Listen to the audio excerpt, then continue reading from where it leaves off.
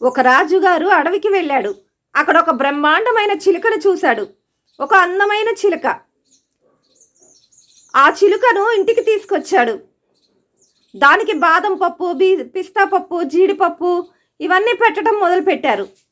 ఇంకేముంది, comfortable life. రాజుగారి కోట హాయిగా కంఫర్టబుల్గా ఉంది లైఫ్.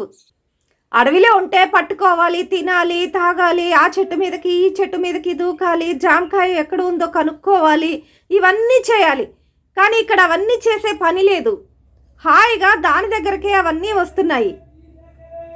కంఫర్టబుల్గా ఉంది లైఫ్. ఒకసారి రాజుగారు కిటికీ తెరిచి ఆ చిలుకను చూడాలని వచ్చారు. కిటికీ తెరిచి చూసిన రాజుగారికి ఆ చిలుక ఎంతసేపటికి ఎగరపోవటం చూసి, ఇదేమిటి, అడవిలో చాలా హ్యాపీగా ఎగురుతూ ఉంది, ఇక్కడేమో ఇలా ఎగరకుండా ఇలాగే ఉంది అని బాధపడి ఆ చిలుక ఎగిరేటట్లు చేస్తే కొంత మనీ ఇస్తాం, బహుమతి ఇస్తాము అని ప్రకటించారు. ఎంతోమంది వచ్చి అది ఎగరేటట్లు చేయాలని ఎంతో ప్రయత్నించారు. కానీ ఎవ్వరి వల్ల కాలేదు. చివరికి ఒక రైతు వచ్చాడు. రైతు వచ్చి అది ఏ కొమ్మ మీదైతే కూర్చుందో ఆ కొమ్మను కట్ చేశాడు. అంతే, చిలుక ఎగిరిపోయింది. మనం కూడా మన లక్ష్య సాధన కోసం కంఫర్ట్ జోన్లోంచి బయటపడాలి. అప్పుడే విజయం సాధించగలుగుతాం.